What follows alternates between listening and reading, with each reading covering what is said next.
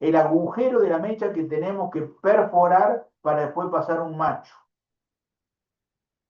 Hay una cuentita que es muy fácil. Vamos a suponer que yo quiero fabricar una rosca hembra, ¿no? Quiero fabricar una rosca hembra con un macho de roscar, 10 milímetros, paso 1,5. 10 milímetros de diámetro exterior, paso 1,5. ¿Cómo sé la mecha que yo tengo que pasarle? Es muy fácil. Al diámetro le resto el paso. O sea que 10 milímetros menos 1,5 quiere decir que yo le tengo que pasar una mecha de 8,5. Alguno va a decir, y le paso de 8 así me queda mejor. No, porque al macho le cuesta mucho más sacar el material y lo más probable es que se atalone, se traba y ustedes rompan un macho de roscar dentro de la rosca hembra que después para poderlo sacar realmente es complicadísimo. Si la cuentita y la tabla le dice 8,50, usted le pasa 8,50. ¿Eh? Por ejemplo, 6 milímetros paso 1. 6 menos 1, 5. Agarro la mecha de 5 y le paso. ¿Eh? Y con la de 4,75, si tiene suerte de no romper el macho, lo va a tener que tener mucha paciencia. Acuérdense que los machos roscar avanzan un cuarto vuelta y lo sacan para que salga la viruta que va cortando. Otro cuarto de vuelta y lo desenroscan para que vaya saliendo la viruta. ¿Estamos? Bueno, miren. Perfiles de rosca. Tenemos rosca triangular, rosca trapezoidal. Estos dos primeros, triangular y trapezoidal, son para roscas de ajuste. Roscas de ajuste. La rosca cuadrada que figura acá al medio, esa en realidad es una rosca rectangular como está dibujada. Si fuese cuadrada tendría que ser más bajita para que me forme un cuadrado, pero las dos son útiles. ¿Saben dónde se utiliza? Una rosca de movimiento. Rosca de movimiento. Si alguno tuvo oportunidad de trabajar en torno, en el colegio o en algún taller, van a ver que debajo de la bancada hay dos barras de punta a punta. Una se llama barra de cilindral y la otra barra tornillo patrón para roscar. Bueno, los tornillos patrón tienen generalmente rosca cuadrada o rosca rectangular. ¿Estamos? Después viene rosca redonda. Se utiliza bastante, sobre todo en donde, en los eh, tornillos de bolas recirculantes, en los controles numéricos, todo eso, tiene una rosca redonda y acá meten una bolita de acero adentro que va entrando y sale por una punta, vuelve y vuelve a entrar. Se utiliza muchísimo en los controles numéricos. Y este que dice diente sierra, en realidad, el diente sierra es así, miren. Un lado es bien vertical y el otro tiene la inclinación. Ese podría llegar a ser, en todo caso, un doble diente de sierra. ¿Eh? ¿Qué ventaja tiene el diente de sierra? Que es muy resistente en un sentido. ¿En cuál sentido? En este sentido. ¿Estamos? Pero no puedo usarlo en forma reversible, no lo puedo usar en los dos sentidos. ¿Por qué? Porque en este caso trataría de montarse acá y no funcionaría. Normalmente esto se hace de doble diente de sierra, uno para un lado, otro para el otro, uno para un lado, otro para el otro, y con eso podríamos hacerlo funcionar. ¿Eh? No es muy usada, pero se usa en algunos lados. ¿Está entendido entonces cuáles son tornillos de fijación y cuáles son tornillos de movimiento?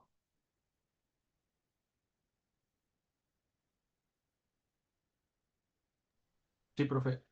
Sí, profe. Estos son de fijación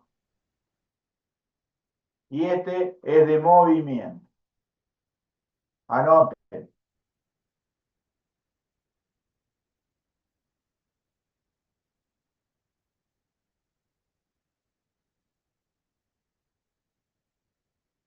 Ahí tienen la rosca normalizada. Rosca métrica, rosca Wilbur, rosca Sellier. La Sellier, si no me equivoco, tiene un ángulo de 60 grados, pero las roscas están en pulgadas, si no me falla la memoria. ¿Está? Ahí tienen una rosca diente sierra, fíjense, ahí está bien dibujadito cómo es el tornillo y la tuerca. ¿Está? Y rosca redonda acá.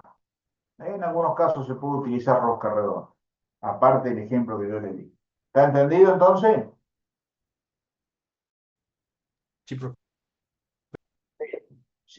Siguen habiendo tipos distintos de rosca. Miren. ¿Vieron que nosotros hablamos de rosca trapezoidal? ¿Por qué? Porque la rosca, una vez que está fabricada, se le borra, a ver si lo puedo, se le borra, se mocha esta parte de arriba del triángulo, esta parte de arriba, esta parte de abajo y esta parte de acá abajo. Eso me lo da la norma del que fabricó esa rosca. Rosca AME, rosca métrica, lo que sea. ¿Estamos?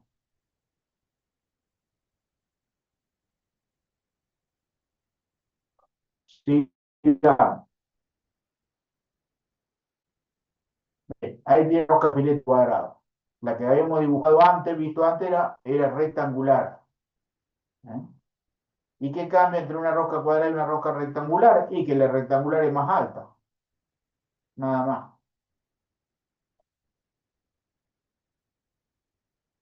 Bueno, esto lo vamos a volver a repasar, ya se lo dije recién. ¿Qué aplicaciones se le da a los usos de los tornillos? Y puede ser tornillo de apriete o fijación, ya dijimos que rosca triangular o rosca trapezoidal. ¿Y por qué yo necesito que sea triangular y o trapezoidal? Porque tienen un mayor coeficiente de rozamiento que si fuese una rosca cuadrada o rosca rectangular. ¿Está? Tornillo de movimiento, ya lo dijimos recién, rosca cuadrada, aunque miren que también existen tornillos de movimiento en forma trapezoidal, pero fíjense en el ángulo, es un ángulo muy pequeño, 10 o 15 grados. Yo para no confundir, no, siempre decimos que la rosca cuadrada o perdón, cuadrada o rectangulares sirven para tornillos de movimiento. Bueno, ahí tienen la forma de cómo se fabrica un tornillo y una tuerca. La tuerca puede ser con torno o con macho de roscar. Y los tornillos puede ser con una terraja. ¿Saben lo que es una terraja? ¿Terrocar? No, profe. Ah, Sí, Es para hacer la rosca, ¿que no? ¿cómo? Es para hacer sí, una rosca de la... Sí, es para hacer una rosca macho, digamos. se Para hacer usa una en rosca líneas de macho. agua. Justo salí cuando yo hablé. ¿Cómo, compañero?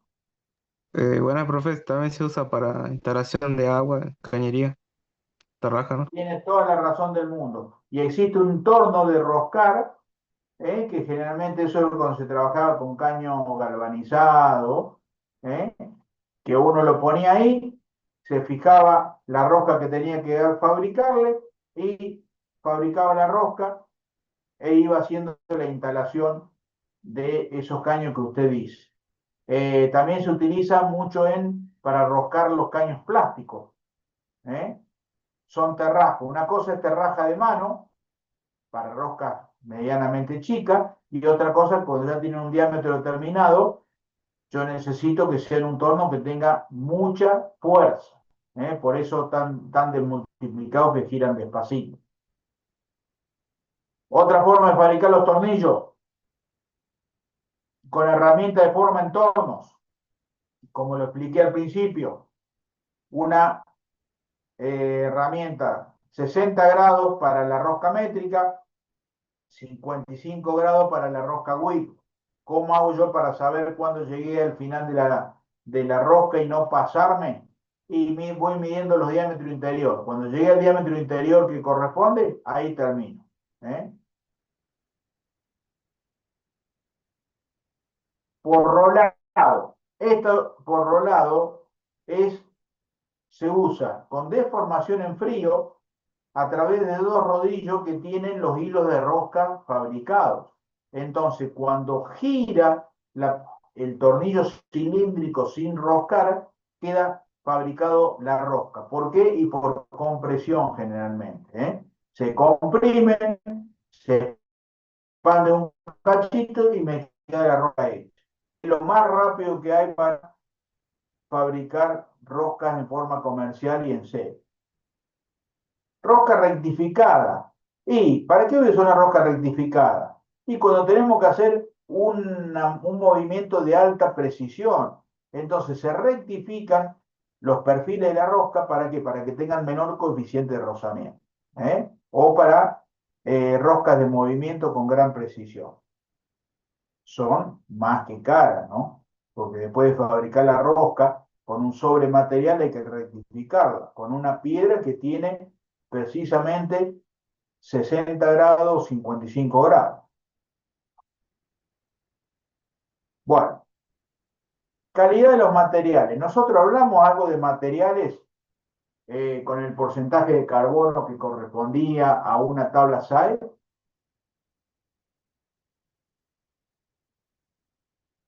¿Sí o no? Solo hablamos del porcentaje de carbono. Bueno, muy bien. Bueno, mire, ahora le vamos a dar un uso para tornillos. SAE 1020, 1030. ¿Qué porcentaje de carbono tienen esos dos? 0,2, 0,3. Muy bien, compañero. 0,2, 0,3. No van a querer decir un 20, un 30% de carbono.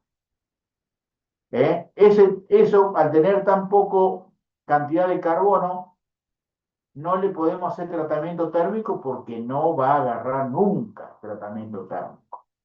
El más común de todos, yo casi que diría, ¿vieron los tornillos esos que vienen para reemplazar los remaches cuando uno repara una silla de madera, algo de eso? ¿O en el colegio? Bueno, esos que son unos cabeza tanque, esos generalmente son de esa calidad, lo más común que viene. Total, yo no necesito que haga hacer tanta fuerza. Simplemente con una llave aprieto un poquito la tuerca y ahí quedó. Luego vienen los 1038, 1040, 1045. A esos sí ya se le puede hacer tratamiento térmico. Y si lleva tratamiento térmico, no queda otra que después del temple haya que hacerle un revenido. ¿Para qué? Para quitar las tensiones. ¿Qué dureza podemos tener? 20, 30 Rowell C, que no es nada despreciable. Después vienen el 4140. Mire, ese es un acero especial, un acero aliado. ¿Por qué? Que aparte del carbono, tiene cromo molibdeno, ¿no? Y miren, podemos llegar hasta los 38 Rowell C. Luego vienen los 8640. ¿Qué diferencia tendría con un 8620? Que el 8620, como tengo poco carbono, 0,2, primero le tengo que agregar carbono de alguna manera, con un cementado, un nitrurado, un carbonitrurado, y luego hacerle tratamiento térmico de temple y revenido. En vez del 8640, que es cromo, níquel, molibdeno, directamente se le hace temple y revenido. Para que tengan una idea, los cigüeñales en general están viniendo con 8620, o sea que es de la familia de los cromos níquel molibdeno. ¿Eh? ¿Y qué me hace el níquel metido ahí adentro? Me mejora el límite de fatiga. ¿Se acuerdan cuando vimos el límite de fatiga con la curva de Wheeler? ¿Está bien? Si nosotros a ese material le ponemos níquel, vamos a mejorar el límite de fatiga. ¿Está entendido o no?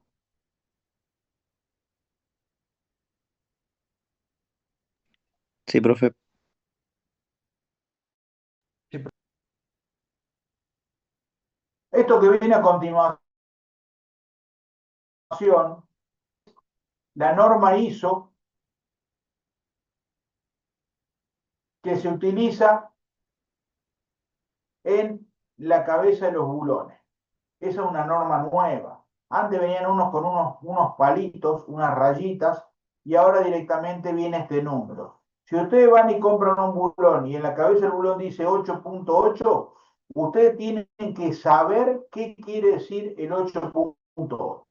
Presten atención. El primer 8, el de la izquierda, lo multiplicamos por 100 y me da la tensión de rotura de ese material. 8 por 100 son 800 newton por milímetro cuadrado. ¿Está entendido hasta ahí? Sí, profe. Bueno. Y el segundo número, que es 0.8, lo multiplicamos por la tensión de rotura que acabamos de sacar recién y me queda 8 por 8, 64, me queda 640 newtons sobre milímetro cuadrado y eso me va a estar dando la tensión de fluencia. O sea que con esos dos números yo ya sé con qué calidad me han fabricado el bulón. Tensión de rotura y tensión de fluencia. ¿Está entendido? Sí, profe. Sí, profe. Bien, y si fuese 10.9, 10.9. Vamos a 12.9. Miren, acá arriba lo tenemos escrito. 12.9. 12 por 100, 1200 newton por milímetro cuadrado, tensión de rotura. Y 0,9 por 1200 da 1080 newton sobre el milímetro cuadrado y la tensión de fluencia. ¿Entendieron cómo se hace? Escriban todos esos ejemplos, ¿eh?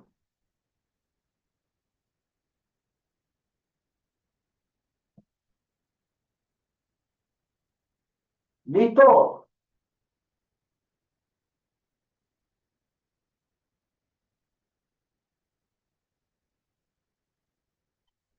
Ahora, hay otra norma, que es la norma italiana, que se utiliza muchísimo, sobre todo en Italia la están utilizando, que es directamente, viene la R con un número.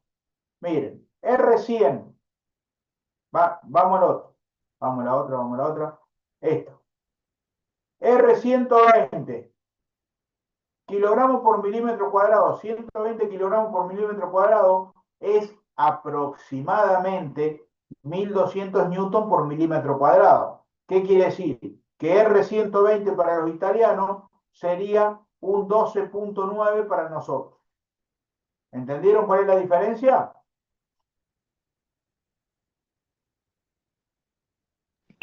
Sí, profe. Y acá en la R80, la 8.8, 8 por 100 era 800 newton por milímetro cuadrado. ¿No son aproximadamente 80 kilogramos sobre el milímetro cuadrado? O sea que esta iría con esta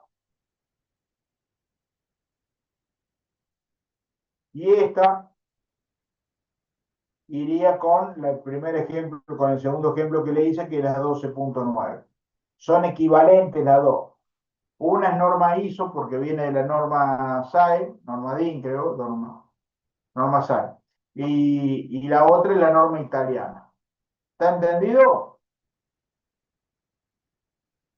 O sea que a ustedes se les puede preguntar, ¿qué quiere decir 8.8 en la cabeza de un bulón? ¿Qué quiere decir 12.9? ¿Qué quiere decir 10.9? 11.9? ¿Estamos?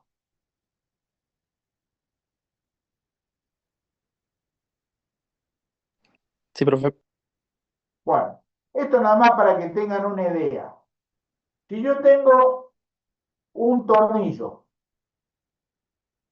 con tuerca y, y voy a apretar dos o más placas, ¿está? Es lo que se considera con el nombre de junta mecánica. ¿Y qué hago yo al apretar la tuerca con respecto al tornillo y tener dos placas unidas? ¿Qué creen que esa, porque yo le estoy aplicando un momento torsor al tornillo, ¿está bien? Y ese momento torsor se me transforma en una FY cuando va girando por la hélice del del propio tornillo y la tuerca. ¿Está entendido hasta ahí? ¿Qué hacemos nosotros al apretar una tuerca en contra del tornillo con dos chapas al medio, dos placas al medio? ¿Qué creen que se logra?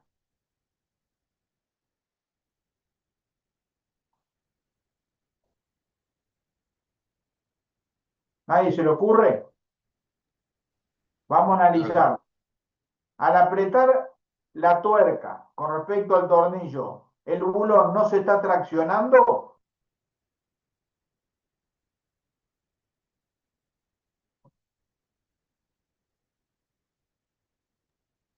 Sí, profe. ¿Y las placas no se están comprimiendo? Sí, sí, sí, profe. ¿Y de qué va a depender cuánto se tracciona el bulón y cuánto se comprimen? De la rigidez de las placas y la rigidez del tornillo, o sea, del K. ¿Estamos?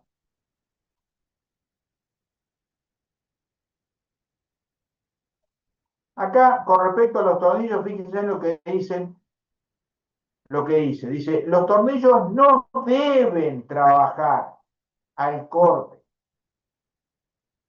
¿Por qué? Porque la idea es que solo trabaje en atracción. Ah, bueno, me faltó decirle algo. Cuando el tornillo se tracciona y las dos placas se comprimen y yo tiro una placa hacia la izquierda y otra placa hacia la derecha, ¿qué es lo que se generó ahí para que no se deslice una placa en contra de la otra?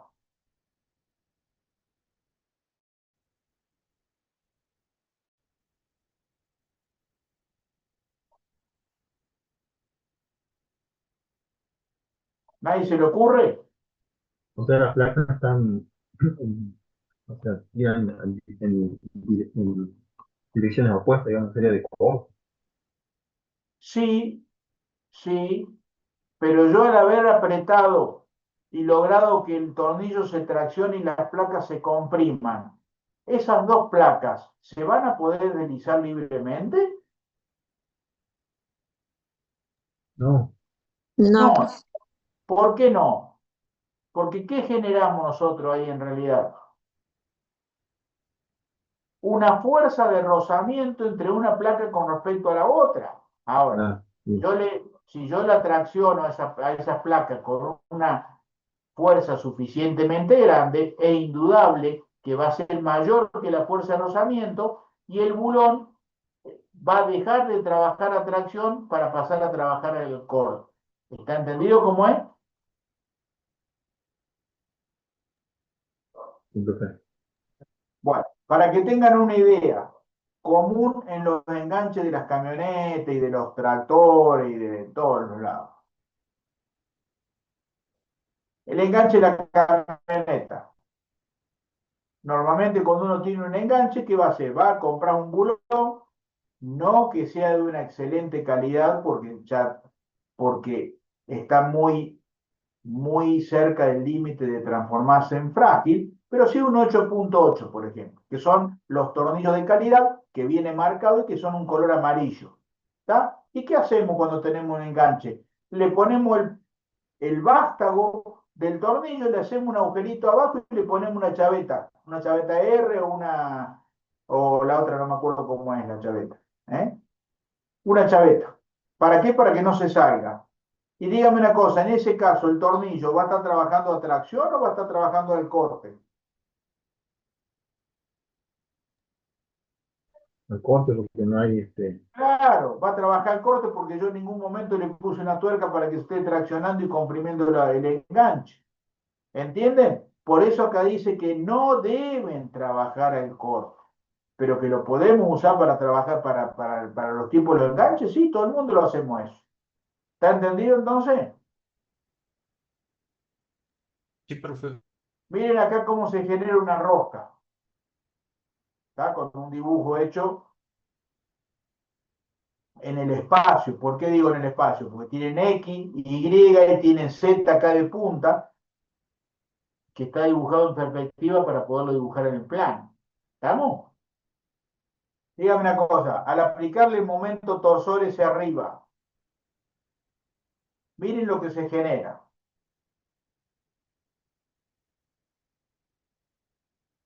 se genera Fx por la componente esta que tengo, ¿no? Fx, ¿quién se está bancando Fx? La tuerca. La tuerca se banca el Fx. El Fz, que en realidad con ese ángulo phi, la fuerza de rozamiento que tengo está en el eje Z. Y el que realmente a nosotros nos interesa es el Fy. ¿Por qué? Porque yo, al aplicarle este momento torsor, ese momento torsor, logramos generar el Fy, que es el que va a apretar las placas o lo que tenga ahí. ¿Lo entendieron a eso? Sí, profe. Bueno, fíjense en que phi es el ángulo de la hélice, 2 alfa es el ángulo del filete de la rosca. Acá tenemos 2 alfa, acá viene en contra, acá sobre la derecha. Ese dibujo que está a la derecha se tendría a ser una vista frontal de este perfil de la rosca. Perdón, una vista lateral derecha de la rosca. La vista frontal es la que estamos viendo acá a la izquierda.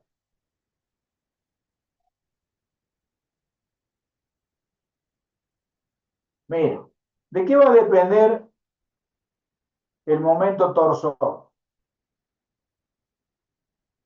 Va a depender coseno de alfa. Alfa dijimos que para la métrica es 30 grados. Seno de phi, que me lo está dando el paso de la rosca. Tengo que sacarlo con esa fórmula que vimos. Mu es el coeficiente de rozamiento. Coseno de phi sobre coseno de alfa, o sea, coseno de 30 grados por coseno de phi menos mu por el seno de phi. Todo eso lo multiplicamos por el diámetro medio sobre 2, lo multiplicamos por Fy y voy a obtener el momento torsor. ¿Qué sucede acá? Que nosotros acá lo que tendríamos que calcular es el Fy, que a mí me interesa. ¿Está bien? El Fy, ¿y qué tenemos que hacer? Miren, despejamos todo lo que está en el corchete y el diámetro medio sobre 2 pasa para el otro lado dividiendo. Momento torsor es un dato. Yo le doy a un bulón 10 kilogramos, 11 kilogramos, si es del tape cilindro 12 kilogramos, 13 kilogramos, y tranquilamente saco el Fy que va a estar trabajando. ¿Lo entendieron a eso?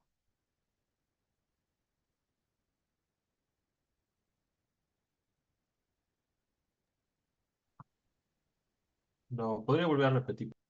Sí. La formulita que me dice que el momento torsor que yo aplico,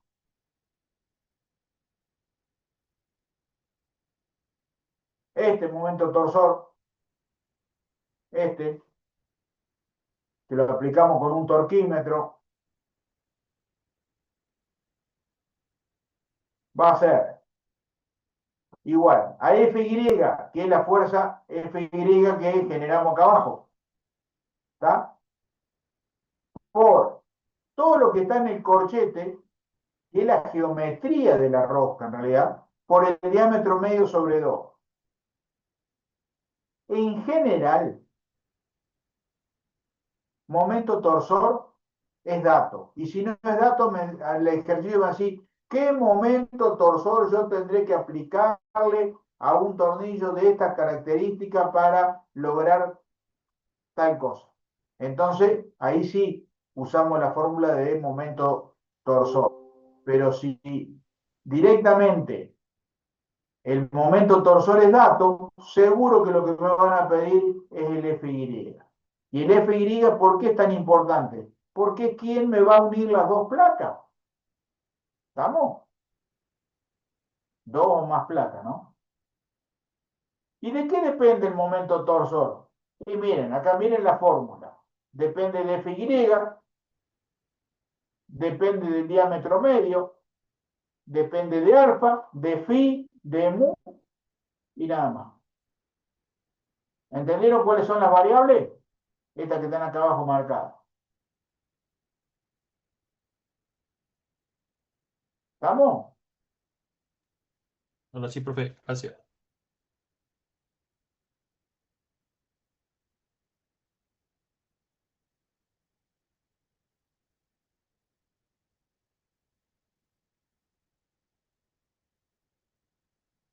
Vamos a ver un término que se llama reversibilidad e irreversibilidad.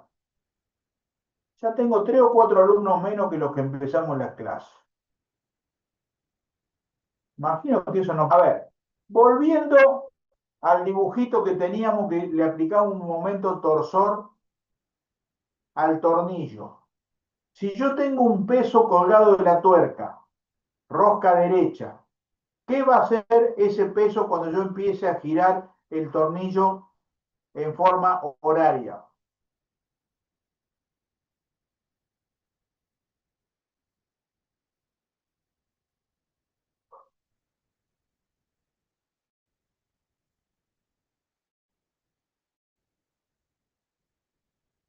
Se lo expliqué hace 10. Sí, si yo le aplico un momento torsor a un tornillo, sentido horario, y de la tuerca, que está enroscada ese tornillo, tengo colgado un peso. Cuando yo gire en sentido horario el tornillo, ¿qué va a hacer la tuerca y el peso ese que está sostenido?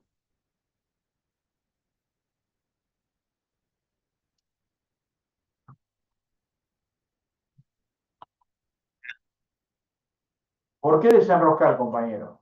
Si es rosca derecha, si es rosca derecha, sentido horario, va a empezar a subir, no a desenroscarse.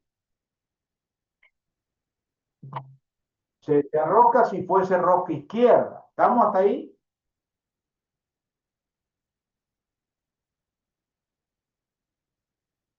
Vamos a suponer que yo detengo la aplicación de ese momento torsor.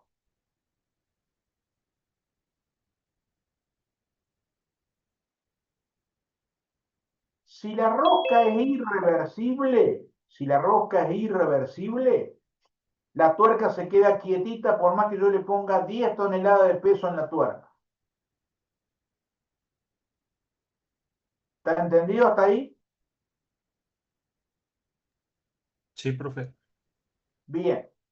Ahora, si yo dejo de aplicarle el momento torsor y el tornillo solito empieza a girar en sentido contrario y la tuerca empieza a bajar desenroscándose con el peso que tengo, esa rosca es reversible.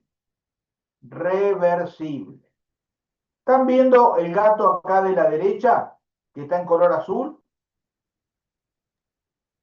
Sí, profe. Bueno, imagínense que ustedes le dan a la manivela y el gato está subiendo. Vamos a suponer que tenemos un auto acá arriba. Si yo suelto la manivela, esa tuerca tiene que quedarse quietita y no el gato no bajarse. ¿Está bien? Entonces, en ese caso, la rosca que tengo acá va a ser irreversible. Ahora, si yo dejo de darle a la manivela y empieza a bajarse el gato solito y a girar la manivela como loco para el sentido contrario, esa rosca es reversible. ¿Está entendido la diferencia que hay entre reversible e irreversible?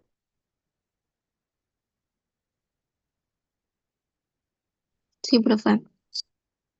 Bueno, anótenlo porque eso va como pregunta. ¿Qué es una rosca reversible y qué es una rosca irreversible? Para que tengan una idea nada más, una idea, cuando el ángulo phi es menor a 3 grados, las roscas son irreversibles. Mayor a 8 grados, ya es casi como un tirabuzón. Mayor a 8 grados, las roscas son en general reversibles. Y entre 3 grados y 8 grados tenemos que hacer un cálculo adicional para saber si es reversible o no irreversible, o irreversible. ¿Está entendido cómo es? Sí, profe. Entonces, menos de 3 es irreversible. Más de 8 es reversible. En el medio tenemos que ver. Eh,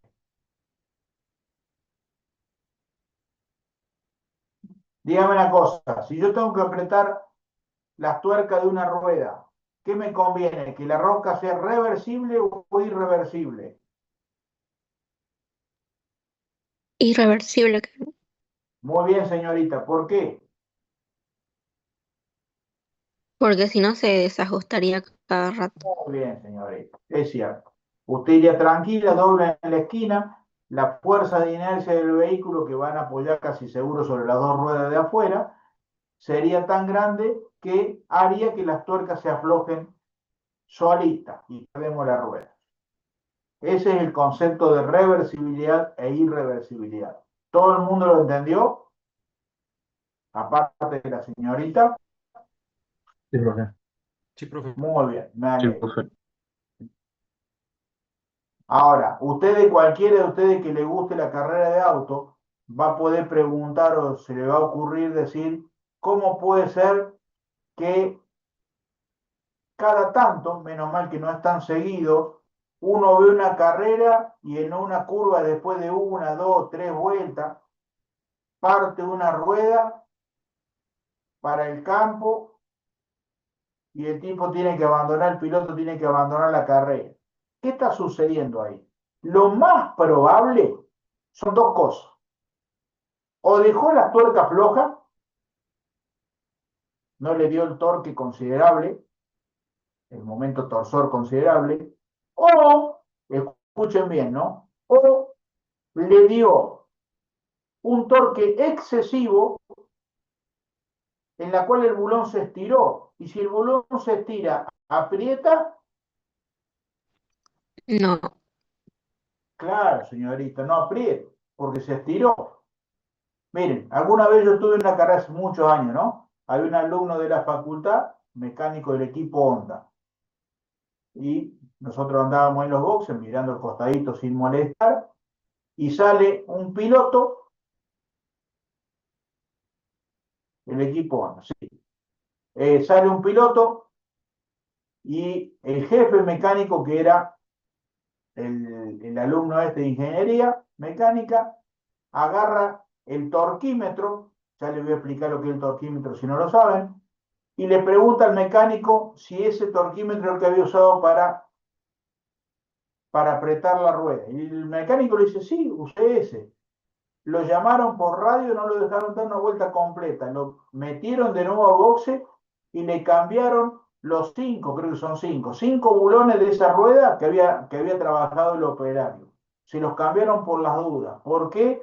Porque el jefe mecánico se dio cuenta que le habían dado un torque mayor al que le tenían que dar. Y a ver, relacionándolo con la ley de Hooke, si yo le doy un torque muy grande, ¿qué es lo que yo sobrepaso?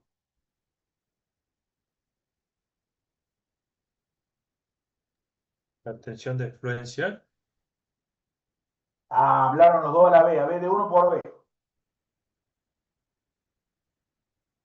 La tensión de fluencia. Correcto, la tensión de fluencia. Entonces entramos en el campo plástico, y si entramos en el campo plástico, el bolón se deformó y ya no vuelve más a cero. Por lo tanto, quedó deformado. ¿Qué tuvieron que hacer? Y perderse 10, 15 minutos cambiando los 5 bulones de la masa para que volviera a salir el piloto con medianamente tranquilidad. ¿Está? Más allá del reto que tiene que haber recibido el mecánico por no haber controlado el torque. ¿Qué es lo que es un torquímetro? Es como un mango de fuerza que tiene para regular en el mango, valga la redundancia, en kilográmetro o en newton metro. ¿Kilográmetro o newton? No, vámonos a vos. Sí, sí, está bien. En kilográmetro o en newton metro. ¿Está? Y creo que viene en libras por pulgada también. Entonces, uno regula de ahí y ¿qué hace? Cuando uno agarra el mango ese de fuerza, el torquímetro, y lo empieza a apretar, cuando llega al valor correspondiente, se siente tac como que es un zape. Me avisa que yo llegué al torque que yo elegí. ¿Estamos? En ese caso le habían dado mayor torque, porque se ve que lo usaron para otros bulones que usan mayor torque y no volvieron el torquímetro para atrás. ¿Entendieron? Sí, Sí, profe. profe.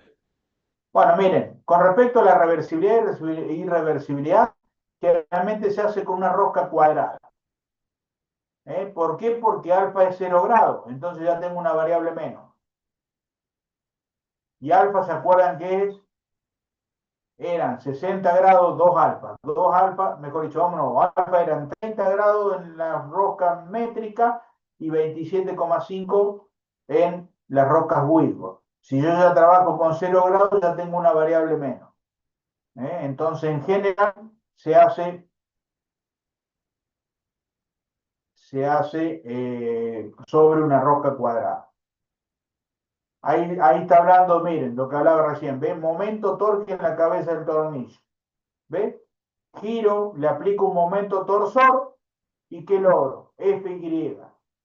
El bulón se va a traccionar y estas dos placas se van a comprimir. No, Díganme una cosa, a ver si es que lo vieron. ¿La rigidez de esas dos placas es la misma? ¿Sí o no?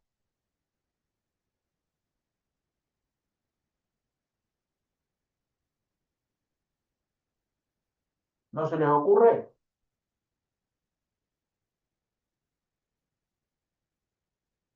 Bueno, miren, se lo digo yo. Fíjense, la placa de arriba no es más fina que la placa de abajo. sí. Sí. Bueno, entonces no tienen la misma rigidez. Y para poder saber la rigidez de las dos placas de la junta mecánica, en realidad, ¿qué voy a tener que hacer? Y aplicar una formulita en la cual tengo una altura, por ejemplo, H1 en la de arriba y una altura H2 en la de abajo, se saca la rigidez equivalente. ¿Estamos? Eso nomás como para que tengan idea de la rigidez. Eso, todo ese formulerío, no hace falta que ustedes lo vean. Eso tampoco.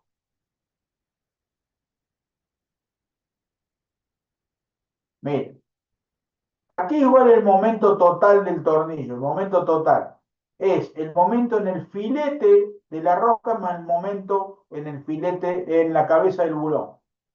Vámonos.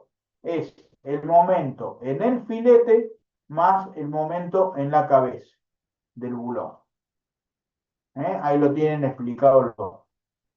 El momento en la cabeza del bulón, esta fórmula se utiliza muchísimo. La utilizamos acá, la utilizamos para cuando se calculan freno de cintas, para calcular los embragues. En un montón de lados se usa esta fórmula, la que es 2/3 de mu sub c por fi por re, todo eso, ¿está? Eso en la cabeza del bulón, más la del filete, sumo las dos y va a sacar el momento total que tenemos que aplicar. ¿Vamos?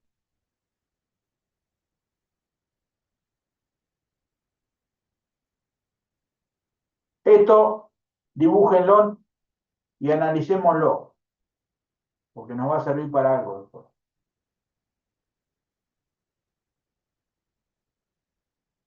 Si tenemos un diagrama de torta de esto,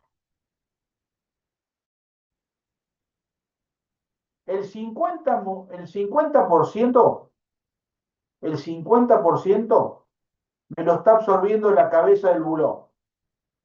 El 40% me lo está absorbiendo el filete de la rosca. Fíjense en cuánto me queda para FY. Solamente el 10%. Lo otro, entre comillas, lo estoy perdiendo en rozamiento. Rozamiento en la cabeza del bulón y rozamiento en el filete del tornillo. ¿Está entendido? Que únicamente aprovecho el 10%. ¿Eso quedó entendido? Eso lo tienen que dibujar y explicarlo como yo se lo acabo de explicar recién, ¿no? ¿Cómo, profe? ¿Podría? ¿Te entendido? Lo vuelvo a explicar. Bueno, el momento torsor que yo le estoy aplicando, ¿está bien? Del momento torsor, por ejemplo, de 10 kilogramos. El 50% lo absorbe, me voy para arriba. Ven. Mire, el 50%, ¿saben dónde lo pierdo? Esperen que vamos a borrar primero eso que me apareció. Mire, el 50% lo está absorbiendo la cabeza del bulón, en contra de las placas. ¿Ven ahí donde lo dibujé con azul? Sí, profe. Sí, Sí, profe. Bueno, y el 40%, vamos a cambiar de color, me lo está absorbiendo el filete de la rosca. Ah, perdón, acá abajo. Vamos a borrar el otro. Ahí no está dibujada la tuerca, pero vamos a suponer que está dibujada. ¿Está bien? O sea que el 50% arriba y el 40% en el filete de la rosca. ¿Cuánto me queda a mí para FY? Y solamente el 10%. ¿Está claro?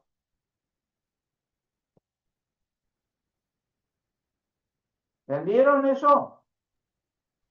Sí, profe. Bueno, ahora, ¿qué va a suceder?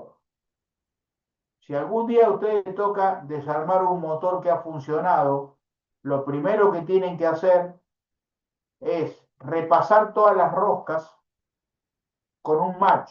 Por ejemplo, si la rosca de la tapa de cilindro es 12,125, buscan un macho 12,125 y repasan todas las roscas y van a sacar toda la basura, el carbón que hay en esa rosca. ¿Está entendido hasta ahí?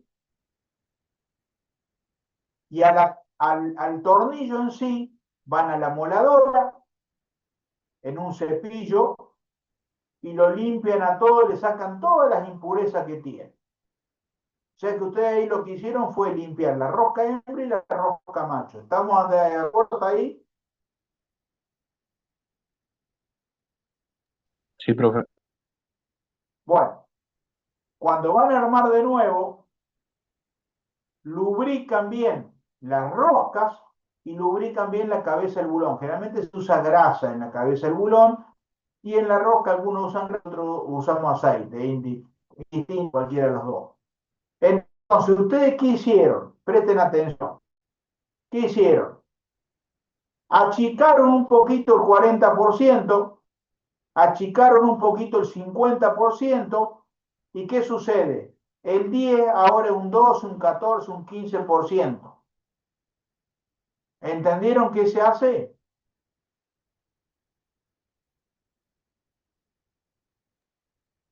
Sí, profe. Ahora le voy a explicar algo, ¿no? Eso es con todos los bulones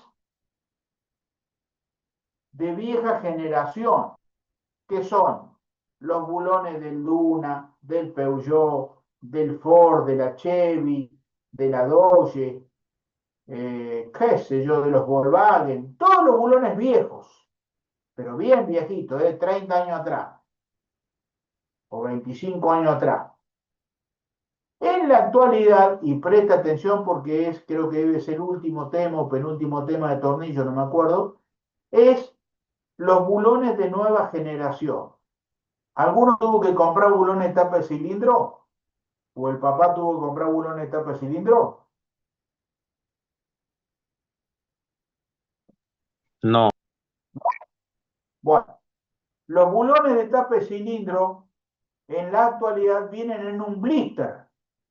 ¿Tá? Si tiene 10 bulones, el blister viene de 10 bulones. Generalmente, el fabricante de la junta de tapa de cilindro también fabrica los bulones. ¿Estamos? Y ese blister va a venir con unas indicaciones. ¿Por qué? Porque en la actualidad se utiliza método de giro de la tuerca. Método de giro de la tuerca. Vamos a buscarlo por acá.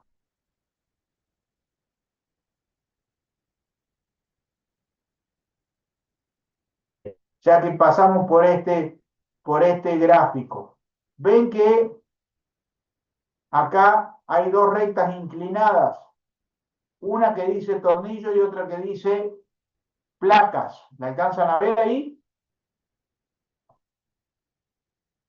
Tienen la misma inclinación los dos, el alfa T y el P. No. No. No, No. no. ¿Qué querrá decir eso? ¿A alguien se le ocurre? Que tienen distinta rigidez el tornillo y las placas. El ángulo menor de quién es, del tornillo. Quiere decir que el tornillo es un poco menos rígido que las placas. ¿Ven? Ese ángulo me está dando la rigidez. Mientras más acostadito esté, menos rígido es. Mientras más empinado esté esa recta, el ángulo base mayor, mayor es la rigidez. ¿Entendieron eso?